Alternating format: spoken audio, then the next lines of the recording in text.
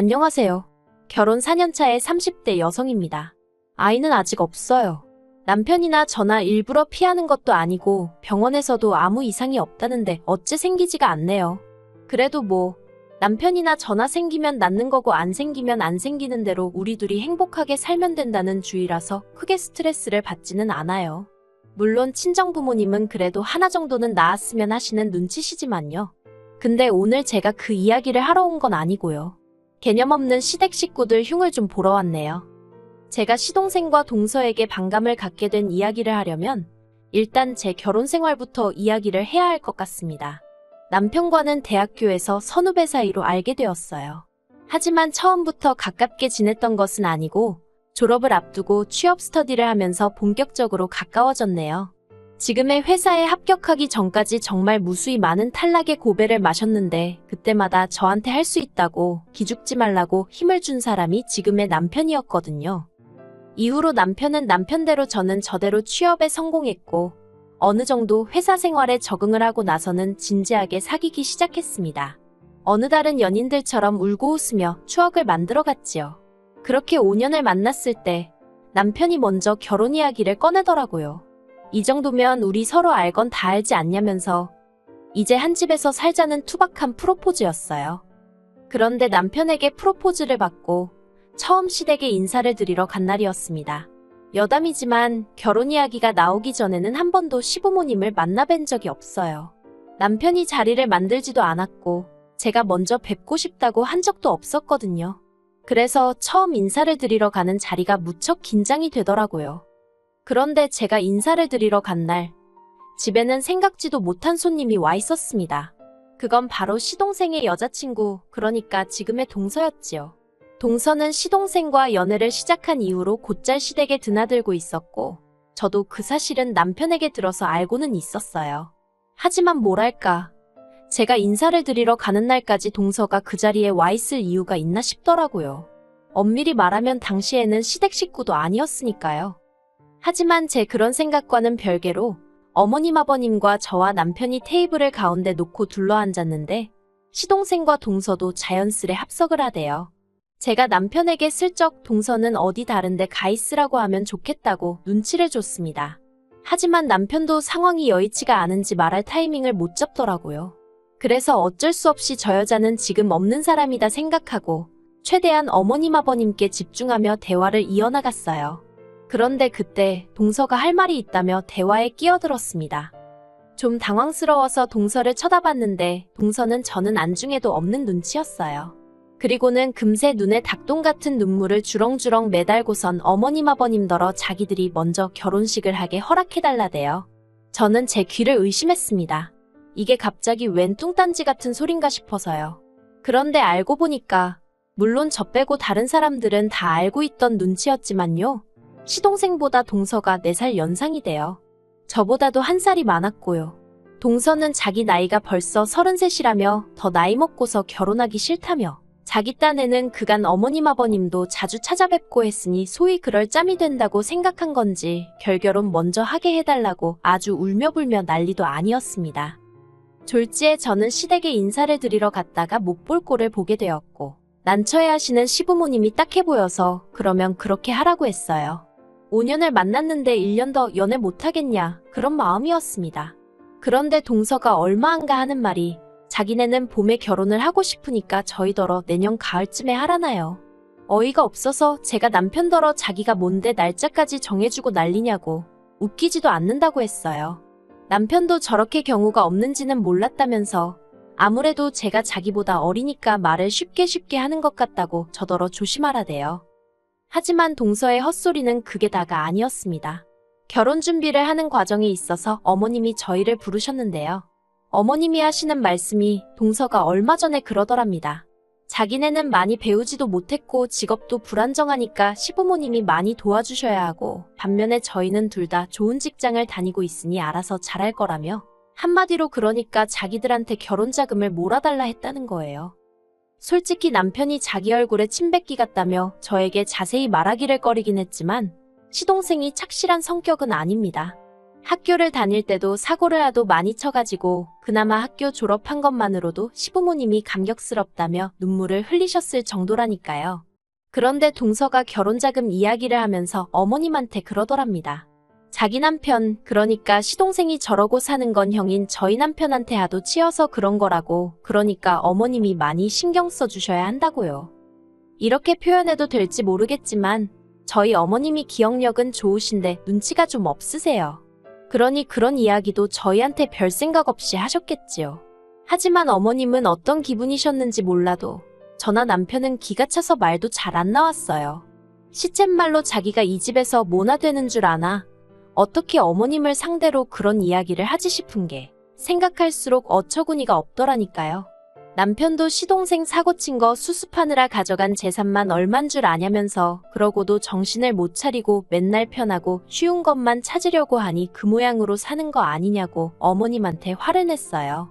그리고는 결혼자금을 얼마를 누구한테 해주시던 간에 그건 어머님 아버님이 알아서 하실 일이지만 누구 하나 마음 상하게는 안 하셨음 좋겠다 하더라고요.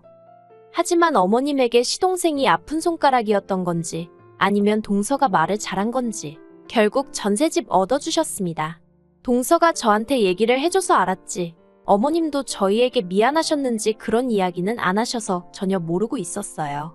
그리고 저는 그때만 하더라도 남편이 어머님한테 해놓은 말도 있고 하니 저희도 결혼할 때 비슷하게 해주시려나 그런 기대가 약간은 있었네요. 그런데 이게 웬걸요. 막상 저희 결혼할 때 되니까 돈이 없다고 저희 둘이 알아서 하라고 하시대요.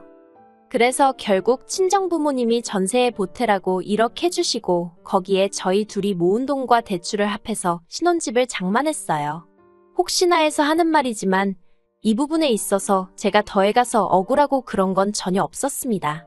연애하는 동안 제가 봐온 남편은 워낙 바르고 착실했던 데다가 당시 상황이 여의치 않았을 뿐이지 앞날이 창창한 사람이었으니까요. 그렇게 저희는 경기도에 위치한 작은 아파트를 구입, 그곳에서 신혼살림을 시작했습니다. 이후로 시댁 식구들과는 좋을 것도 나쁠 것도 없이 대면대면하게 지냈어요. 어쩌다 한 번씩 가족 모임이 있어 모이면 동서는 어머님 옆에 딱 붙어 앉아서 싹싹한 며느리 노릇을 자처했는데 마치 자기와 어머님이 이렇게 친하다는 걸 저에게 과시하고 싶어하는 모양새였달까요. 그리고 저희 어머님은 그런 동서를 무척 예뻐하셨어요. 나중에서야 알게 된 게 어머님께 동서는 당신의 못난 자식이랑 살아주는 고마운 며느리였고 저는 당신의 잘난 아들 덕분에 호강하고 사는 배부른 며느리였더라고요. 그러다 지금으로부터 약 2년 전이었어요. 시동생이 가게를 차리고 싶다고 어머님께 이야기를 했다더라고요. 그런데 가게를 뭐 공짜로 차리나요? 돈이 있어야 차리지. 그러니까 한마디로 어머님 떨어 돈을 해달라는 얘기였던 거예요. 그리고 동서는 그 옆에서 지난번과 같은 레파토리로 저희 부부는 많이 배웠지만 자기네 부부는 가방끈이 짧아서 장사 말고는 달리 뭐 해먹고 살아야 할지도 모르겠다며 눈물 콧물을 쥐어짜댔습니다. 저희도 있는 데서 말이에요. 하지만 저도 그렇고 남편도 그렇고 그런 동서를 상대할 가치도 못 느꼈어요. 마음 한구석에는 어차피 시부모님이 가진 돈도 없으신데 어차피 못 도와주실 거라고 그러니 동서랑 신랑이 할 필요도 없다 그런 생각도 있었고요. 그런데 저희 시부모니 다른 의미로 대단하시대요. 재산이라고 달랑 가지고 계시던 그 집 하나를 담보 잡아 대출을 받아서 기어이 시동생 가게를 차려주셨거든요. 저도 저지만 남편이 그 사실을 알게 되더니 정말 악에 바친 사람 마냥 소리를 지르고 아주 난리도 아니었어요. 그도 그럴 것이 어머님 아버님 두 분 다 수입도 일정치 않으셨고 그렇다 보니 아예 모른 척 할 수가 없어서 저희가 매달 용돈으로 50만 원씩 드리고 있었거든요. 남편은 저희 친정에는 못 드리고 시댁에만 드리는 상황에 있어서 저에게 늘 미안해하던 중이었고요. 시부모님하고 연을 끊겠다는 남편을 제가 뭐에 씌웠었는지 그러면 안 된다고 말렸습니다. 그래도 자식돌이는 하고 살아야 하지 않겠냐고 남편을 설득했지요. 지금 생각하면 제가 제 발등 찍은 게 맞아요. 하지만 그때는 그래도 그렇게 중간에서 중재를 하는 것이 제 역할이라고 생각했거든요. 그래서 제 덕분이라고 해야 할지 아무튼 시부모님하고 전보다 더 대면대면하긴 했지만 얼굴은 보고 살았어요. 한편 시동생이 차린 가게는 핸드폰 가게였는데 처음에는 그래도 오픈빨이라고 해야 할지 장사가 그럭저럭 되는 것 같더라고요. 저는 말은 안 했지만 저 때 방심하지 말고 더 열심히 해야 할 텐데 하고 생각했어요. 하지만 뭐 세상사가 제 뜻대로 되는 적이 있던가요? 몇 달 가게가 장사가 좀 된다 싶었는지 시동생이 차를 뽑았더라고요. 국산이긴 했지만 그래도 4천이 넘는 세단으로요. 게다가 가족끼리 밥 먹는 자리에 동서도 명품백을 척하니 메고 나왔대요. 그리고는 제가 묻지도 않았는데 요새는 이 정도는 들어야 사람들이 무시를 안 한다는 둥 어쩐다는 둥 헛소리를 해대는 거예요. 그러면서 저더러 언제까지 그렇게 청가방이나 들고 다닐 거냐면서 그러고 다니면 회사에서 무시당하지 않냐고 동료들이 말은 안 해도 저를 어지간히 깔보고 있을 거라나요. 정말이지 하는 말이 꼴 같지도 않아서 그거야 사람들 생각하는 수준에 달린 거 아니겠냐고 한마디 해버렸네요. 무슨 뜻이었는지 알아들었는지는 모르겠지만요. 그리고 아니나 다를까 작년 가을쯤 장사가 너무 안 돼서 권리금도 못 받고 가게를 넘겼다는 소식이 들려오대요. 별로 놀랍지도 않았습니다. 그러다 결정적인 일이 터진 게 바로 올해 초였어요. 그날은 원래 친정부모님과 저희 부부 이렇게 넷이 여행을 가려던 날이었는데 이른 아침부터 어머님이 급하게 저희 부부를 찾으시대요. 그래서 여행을 미루고 시댁에 가게 되었습니다. 가는 내내 저는 저대로 친정부모님께 미안해서 마음이 안 좋았고 남편은 정초부터 부르는 게 심상치가 않다며 기분이 가라앉아 있었어요. 그리고 노래가사처럼 슬픈 애감은 틀리지가 않대요. 어머님이 저희 부부를 부르신 이유는 한마디로 돈 때문이었거든요. 어머님이 그동안 저희한테 몇 번이나 이야기하려고 했었다며 서류 몇 장을 내미셨습니다. 장황하고 복잡하게 여러 가지 내용들이 적혀 있었는데 그 중에서도 눈에 딱 들어온 건 어머님이 꽤나 긴 시간 동안 대출을 갚지 않고 계셨더라고요. 아니 더 정확히 표현하자면 시동생이 갚았어야 하는 대출인데 시동생이 그동안 나 몰라라 하고 있었던 거지요. 그러자 결국 은행에서 어머님 아버님 사시는 아파트를 임의경매로 넘긴다고 편지를 보내온 거였어요. 어머님이 저희더러 일을 어쩌면 좋겠냐 하시더니 혹시 돈 좀 있냐고 그러셨습니다. 제가 얼마나 필요하시냐고 물었어요. 일단 급한 불이라도 꺼야 하지 않을까 싶어서요. 그러자 어머님이 기다렸다는 듯이 다행이다 하시면서 일단 1억부터 보내랍니다. 제 예상을 훨씬 웃도는 액수라 저도 모르게 헛소리를 절로 냈어요.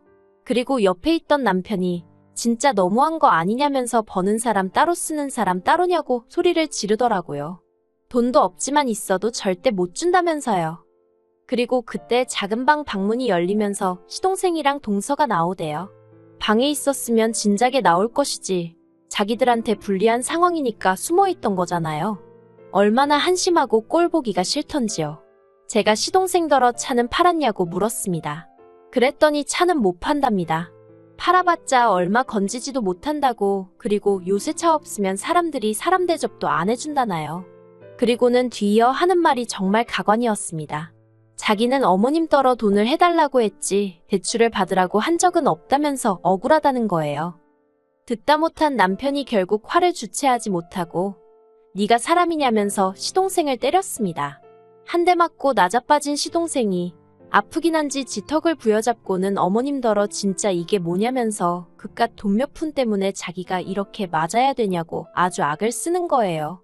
어머님한테 막무가내로 대드는 시동생을 보고 있으니 그동안에도 못난 사람인 건 알고 있었는데 정말 한심하더군요. 그리고 그런 상황에서 어머님은 그런 시동생에게 한마디 따끔하게 하는 대신 저희 남편더러 동생을 때리면 어떡하냐셨어요. 결국 보다 못한 제가 어머님더러 어머님도 정말 너무하신 거 아니냐고 한마디 했네요. 저희 남편 그러니까 어머님 큰아들이 상처받을 건 안중에도 없으신 거냐고요. 그러자 이번엔 동서까지 나서서는 저더러 야 너 그러더니 나이도 어린 게 어디서 나서고 난리냐입니다. 그리고는 저더러 남편 단속 똑바로 하라면서 아무리 형이라고 동생을 때리면 되냐고 그러면서 너네 돈 많냐더니 자기가 저희 부부를 고소할 거라면서 콩밥 먹을 준비나 하라나요. 어이가 없어서 하려면 해라 이 미친 엑스야 하고는 너나 네 남편 단속 똑바로 하라고 부모 형제도 못 알아보는데 나중에 너는 알아볼 것 같냐고. 제 딴에는 악담이란 악담은 다 퍼부은 것 같아요.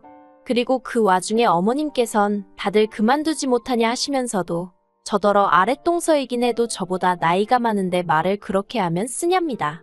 정작 먼저 말 놓고 야너한 건 그쪽이었는데 말이지요. 정말이지 한결같은 어머님의 태도에 신물이 나대요. 집안은 온통 쑥대밭이 되었고 저랑 남편은 그대로 시댁을 빠져나왔습니다. 차에 올라타자마자 남편이 눈물을 펑펑 쏟아내더라고요. 저한테 미안하고 면목이 없다면서 한참을 울었어요. 그러더니 남편이 제 손을 꼭 잡고는 이제 시댁에서 오는 연락에는 대꾸도 하지 말라면서 자기도 앞으로는 스스로 고아라고 생각하며 살 거라대요.